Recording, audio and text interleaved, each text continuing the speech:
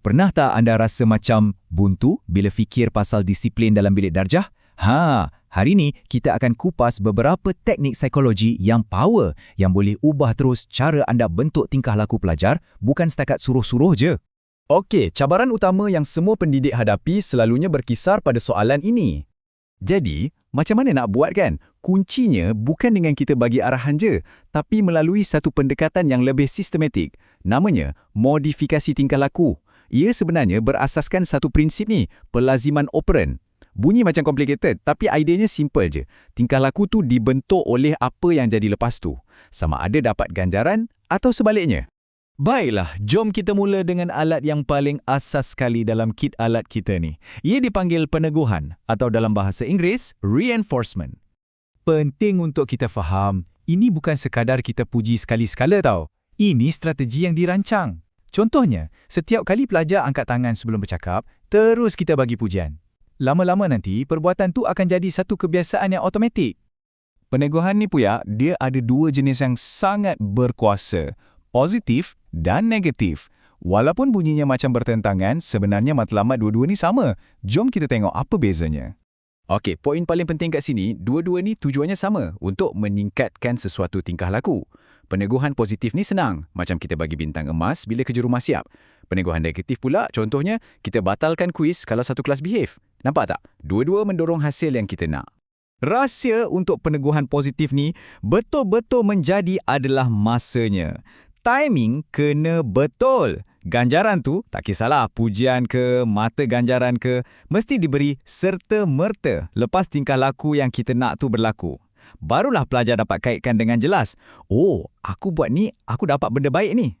Okey, sekarang ni, ada satu benda yang orang selalu salah faham. Kena clearkan benda ni.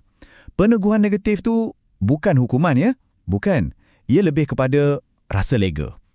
Cuba bayangkan macam ni. Bila hari hujan, kita buka payung kan? Tindakan kita buka payung tu, itulah tingkah lakunya, tujuannya untuk hilangkan rasa tak selesa sebab basah kena hujan. Itulah kelegaan yang kita maksudkan.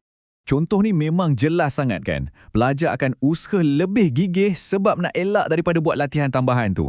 Inilah pelepasan atau relief yang mendorong mereka untuk buat yang terbaik. Okey, pengeguhan memang bagus untuk tingkah laku yang simple. Tapi macam mana pula dengan kemahiran yang lagi kompleks? Contohnya bercakap depan orang ramai. Di sinilah kita guna satu teknik yang lebih advance, namanya pembentukan atau shaping. Cuba bayangkan diri anda macam seorang pengukir. Anda tak terus dapat hasil yang sempurna kan? Anda kena ukir sikit-sikit, perlahan-lahan dan berhati-hati untuk membentuk karya akhir. Macam tu jugalah kita membentuk tingkah laku. Proses ni kita panggil successive approximations atau penghampiran berperingkat. Cuba tengok langkah-langkah ni. Mula-mula kita bagi ganjaran untuk usaha paling kecil. Macam berani berdiri kat depan pun dah cukup bagus. Lepas tu kita naikkan sikit standard. Kita hanya bagi ganjaran bila dia mula membaca. Sikit demi sikit kita naikkan sasaran sampailah dia capai matlamat akhir tu. Jadi, anda dah berjaya wujudkan satu tingkah laku yang baru? Tahniah.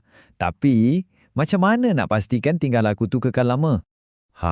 Ini strateginya. Mula-mula, masa nak ajar tabiat baru, kita bagi ganjaran setiap kali dia buat. Bila tingkah laku tu dah nampak konsisten, kita tukar strategi. Kita mula bagi ganjaran secara berkala atau kadang-kadang je. Cara ni sebenarnya buat tingkah laku tu jadi lebih kuat dan tak bergantung pada ganjaran semata-mata. Baiklah, mari kita gabungkan semua yang kita dah bincang tadi kepada beberapa nasihat praktikal yang anda boleh terus guna. Kunci utama untuk teknik shaping ni, sabar. Ya, kesabaran. Jangan gelojoh. Pastikan pelajar tu betul-betul dah mahir dan selesa dengan satu langkah, barulah kita perkenalkan cabaran yang seterusnya. Kalau tak, silap-silap mereka terus putus asa. Inilah cabaran untuk kita. Kena pandai seimbangkan. Kalau langkah yang kita tetapkan tu terlalu besar, pelajar akan rasa down dan kecewa. Tapi kalau terlalu kecil pula, dia akan jadi bosan. Sebab itulah penting sangat untuk kita betul-betul kenal pelajar kita dan sesuaikan langkah-langkah tu ikut kemampuan mereka.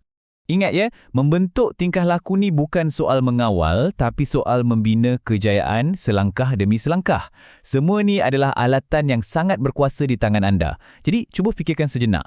Apa satu tingkah laku kecil yang anda boleh mula bentuk dalam kelas anda bermula hari ini?